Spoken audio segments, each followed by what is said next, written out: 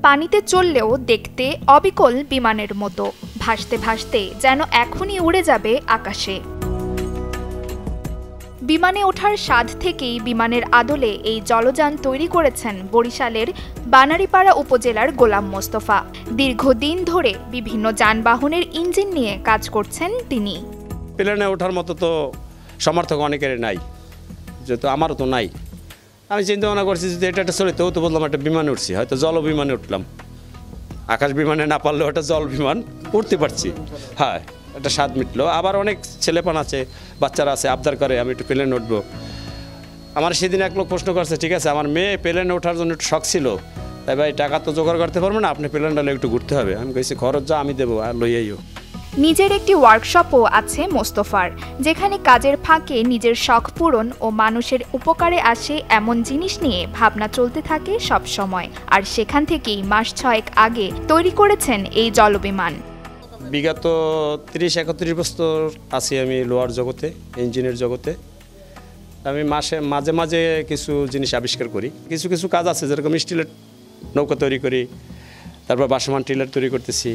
আবার এখন একটা উদ্যোগ নিয়েছি, জমি মানে আছে না আগাছা পরিষ্কার করার জন্য, যে মানুষ নামতে পারতেছে না, পানিতে চুলকাইতেছে, এই জায়গায় যেতে কাজ করতে পারে। তার বিমানে চড়তে পেরে আনন্দিত এলাকাবাসী। যখন থেকে আমি বুঝতে শুরু করছি তখন থেকে অনেক কিছু বানাইতে দেখছি, যেমন পাওয়ার টিলার, এই যে পানির উপরে চলে। এরপরে এই যে স্টিলের নৌকাতে কাঠ দিয়ে ব্যবহার করা লাগে না। এরপরে এই যে প্লেনের মতো দেখতে একটা বানাইছে, তো এটা উঠলে যদিও মানে আসল প্লেনে উঠে না, কিন্তু এটা প্লেনের মতো মনে হয় যে প্লেনে উঠছি আমি। এই যে একটা বিমান তৈরি করছে, বিমান তৈরি করার উদ্দেশ্য হলো এই যে গ্রামের কিছু লোকজন আছে যেমন বিমানে ওঠার মতো তৌফিক নাই, যেমন উঠতে পারে না, হ্যাঁ, এর জন্য আর কি একটা শখ নিয়ে আর কি এইটা বানানোর উদ্দেশ্যে সে গেছে এবং বানাইছে। আমরা ওইটা চড়ছি, না বেশ ভালোই আনন্দ লাগতেছে। অপেক্ষাকৃত নিম্নাঞ্চল হওয়ায় এলাকাটির অনেক জমিতে পাওয়ার টিলার চালানো যায় না, এমনকি গরু দিয়েও জমি চাষ করা কঠিন। তাই কৃষকদের কথা চিন্তা করে বোট টিলারও বানিয়েছেন গোলাম মোস্তফা। যত টিলার আছে, পাওয়ার টিলার যত প্রকার আছে আমি সব চালাইছি, আমি দেখছি, চার্জ দিচ্ছি। অত্র এলাকায় যে জায়গায় মেশিন না নামতে পারছে আমিও নামাইছি সেখানে।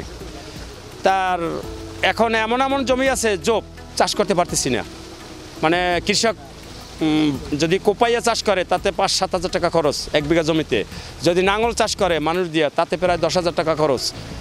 তাহলে সবচেয়ে সাশ্রয় কীভাবে করা যায়, এরপর নিজের মাথায় এটা নিলাম। নেওয়ার পরে যে আমি একটা বাসমান টিলারের একটা চিন্তা ভাবনা নিলাম। সাধারণত চায়না টিলারে হলো 18 খান আর হলো 16 খান, 2 পদের চাষ হয় 18 ইঞ্চি, 16 খানে হয় 18 ইঞ্চি, আর 18 খান যে আন্দা আছে তাতে হয় 18 ইঞ্চি চাষ। আমি এটা তৈরি করার পরে আমি 36 খান বেলেট দিলাম, ঠিক আছে। 3 ফুট জায়গায় একবারে চাষ হয়। তা 36 খান বেলেট দিয়ে 3 ফুট চাষ হলে দৈনিক ধরেন 5-6 বিঘা থেকে 7 বিঘা জমি চাষ করতে পারে। তাই কৃষকের একটা সাশ্রয় হয়ে গেল। আর আমিও খুব সাড়া পাচ্ছি, আর কৃষকও খুব আনন্দিত। এই টিলারটা আমরা কিনা উপকৃত হয়েছি, এটা মোস্তফা ভাইয়ের কাছ থেকে কিনছি। এই টিলারটার একটা সুবিধা হচ্ছে এই অত্র এলাকায় পাওয়ার টিলার নামান যায় না, এটা হলো ডাবরা জায়গা এবং জোপ মাটি, এই জন্য এই মোস্তফা ভাই এই টিলারটা তৈরি করছে। এই নৌকা টিলার দিয়ে ভালো হয় আমাকে চাষবাস করতে, আর এই হালসাল দিয়ে পারা যায় না, নিজেরা টাইনে খিচতে পারা যায় না, এই জন্য এইটা সুবিধা হয় নৌকা। আগামীতে আরও নতুন কিছু করার আশা রাখেন তিনি। Desk report, channel 24।